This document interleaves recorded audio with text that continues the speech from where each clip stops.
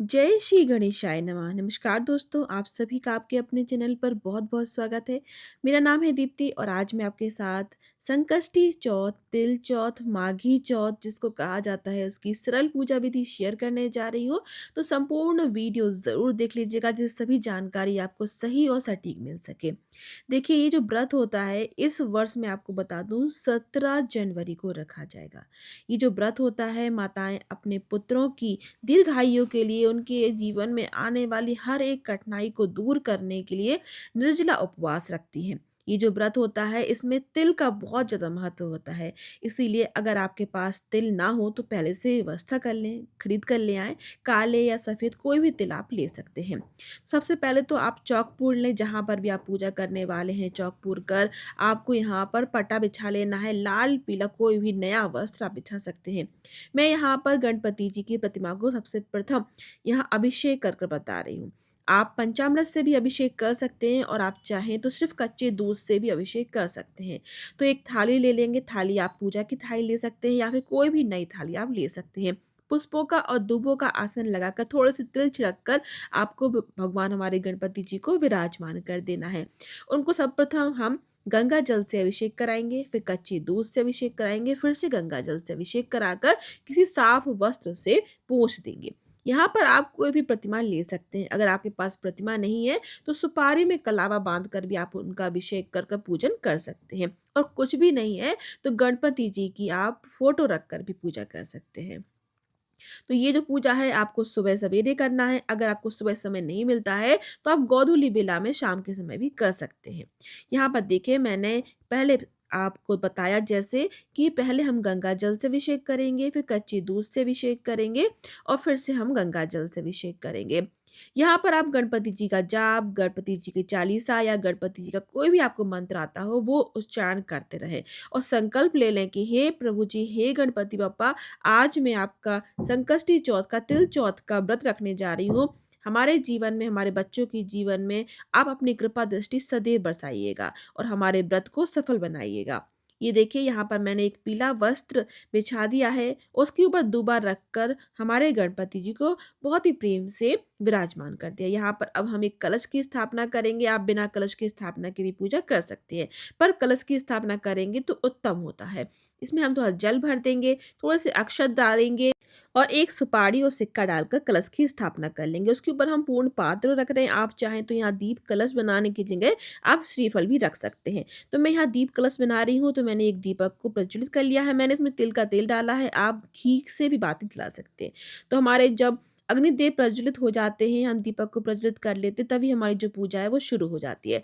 सबसे पहले गणपति जी का पूजन करिएगा, फिर आप अपने दीपक का पूजन कीजिएगा और फिर इसके बाद आपको जहाँ पर भी आपने कलश की स्थापना करी है उस पे स्वास्तिक बना लीजिएगा। स्वास्तिक हमेशा बढ़ता हुआ बनाइएगा, कभी भी घटता हुआ नहीं बनाना चाहिए। इसकी चारों दिशाएं बढ़ती हुई बनानी चाहिए। शुभ लाभ और माता रिद्धि सिद्धि की जो रेखाएं हैं वो भी जरूर बनाइएगा। इसी को पूर्ण हमारा स्वास्तिक माना जाता है। इसमें हम थोड़ा-सा तिल डालेंगे, सभी जगह आप थोड़ा-थोड़ा तिल डाल देंगे। आप अगर व्रत रख रहे हैं तो ध्यान रखिएगा कि आप जब स्नान करते हैं तो उसमें भी जो बाल्टी होगी आपकी, जहाँ भी आप पात्र है नहाने का, उसमें भी 2 बूँद आप 2 दाने तिल के ज़रूर डाल लीजिएगा, फिर स्नान कीजिएगा। फिर देखिए यहाँ पर हमने पुष्प अर्पित कर दिए हैं। हमारे गणपति जी को पीले पुष्प बहुत प्रिय होते हैं और लाल पुष्प भी बहुत प्रिय होते हैं। तो जैसे भी आपकी व्यवस्था बन जाए वो पुष्प अर्पित कर दीजिए। 11 या 21 आप दूबा ले लीजिए, उनको बाँध कर उनको अर्पित कर दीजिए क्योंकि दूबा के बिना तो गणपति जी की पूजा अधूरी होती है, इसलिए दूबा ज़रूर अर्पित कीजिएगा। जनेऊ और कलावा अर्पित करेंगे। बहुत ही प्रेम से ये पूजा की जाती है क्योंकि आपकी संतानों के लिए ये व्रत रखा जाता है। अगर जिनकी संतान नहीं है वो भी ये व्रत रखकर गणपति जी की कृपा प्राप्त कर सकते हैं, उनको भी संतान की प्राप्ति अवश्य रूप से होती है, ऐसा माना जाता है। इसका देखिए यहाँ पर तिल गुड़ की कोई भी आपके पास मिठाई हो वो अर्पित कर दीजिए। इस व्रत में तिलकुट का बहुत ज़्यादा महत्व होता है, मतलब कि थोड़े से तिल को आप भून लीजिए और थोड़े से गुड़ को गला लीजिए और दोनों को मिक्स कर कर, दोनों को मिलाकर तिलकुट बनाया जाता है। तो उसी को आपको हवन में भी छिड़कना है। बिना हवन में छिड़के, बिना हवन में छिटकाए हमारे तिलकुट को ये पूजा अधूरी होती है। इसीलिए जो भी आपके पास मिठाई हो, भोग हो, ड्राई फ्रूट्स हो वो अर्पित कर दीजिए। आप यहाँ कच्चा दूध भी अर्पित कर सकते हैं। आप दक्षिणा रख देंगे जिससे कि हमारी पूजा में कोई भी कमी हो जाए या त्रुटि हो जाए तो वो माफ़ हो जाती है और हमारी जो पूजा है वो सफल हो जाती है। तो अब यहाँ पर देखिए मैंने यहाँ लघु शंख और लघु नारियल भी रखा हुआ है, अगर आपके पास हो तो ज़रूर रखिएगा। अगर लघु नारियल ना हो तो आप यहाँ पर बड़ा वाला नारियल भी रख सकते हैं।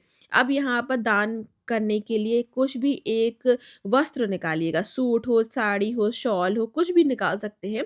तो मैं यहाँ पर एक साड़ी रख रही हूँ, उसके अंदर मैंने पेटीकोट ब्लाउज़ भी रख दिया है, चूड़ियाँ रख दी हैं, कुछ सुहाग का सामान भी हमने निकाला हुआ है। क्योंकि हम ये बड़ी पूजा होती है, साल भर की सबसे बड़ी पूजा मानी जाती है गणेश चतुर्थी की, तो आप इसमें कुछ भी दान का जो भी सामान है वो निकालिए। सामर्थ्य हो तो पायल, बिछिया भी चांदी की आप अर्पित कर सकते हैं।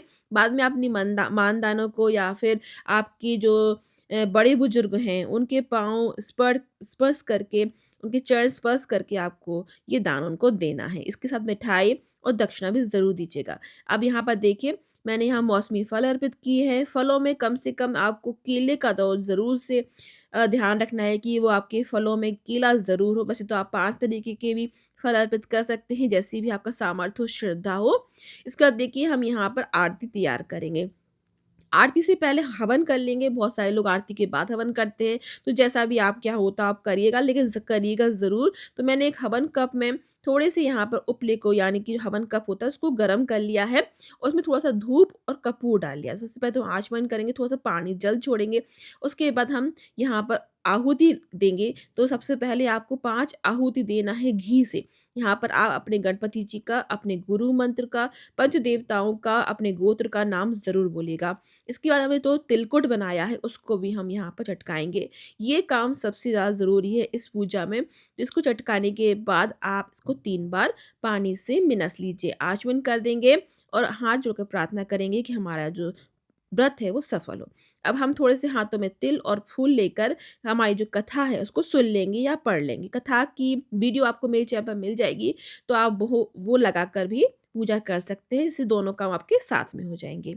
अब देखिए, अब थोड़े से हाथों में हमें थोड़े से तिल लेना है और अपने पल्लू में, अपनी साड़ी के पल्लू में या आपकी चुनरी जो पहने हो उसमें बाँध लीजिए। ये काम आपको बाद में बहुत ज़्यादा ज़रूरी होगा जब आप चंद्रदेव को अर्घ देंगे, क्योंकि ये जो पूजा होती है इसका पारण चंद्रदेव को अर्घ देने के बाद ही किया जाता है। तो चंद्रदेव को अर्घ कैसे दिया जाता है? अगर चंद्र देवता नहीं दिखें तो क्या किया जाता है? ये सभी जानकारी आपको मेरे दूसरे वीडियो में मिल जाएगी जो मैंने पहले शेयर कर दी है। अगर आपने ना देखा हो तो आप मेरे चैनल पर जाकर देख लीजिएगा। तो शाम की जो पूजा है चंद्रदेव की कैसे करना है, लोटे में क्या-क्या डालना ज़रूरी होता है, वो वहाँ से आपको वीडियो मिल जाएगी। अब आपको आरती कर लेना है, जय गणेश देवा वाली आरती आपको आसानी से मिल जाएगी। अगर आपको आती है तो बहुत ही अच्छा है। अब हम आरती करने के बाद समस्त पूजा का आचमन कर देंगे। आरती भगवान को देकर स्वयं भी लेंगे, अपने पूरे परिवार को आरती देंगे, भोग देंगे और अपने बच्चों को आप यहाँ पर तिलक ज़रूर लगाइएगा। इस तरीके से आपको सकट चौथ की पूजा करनी है। आई होप कि आज का ये वीडियो आपको अच्छा लगा होगा। अगर आपके मन में कोई भी प्रश्न हो तो आप मुझसे पूछ सकते हैं। आप सभी को चौथ की बहुत-बहुत शुभकामनाएँ। धन्यवाद।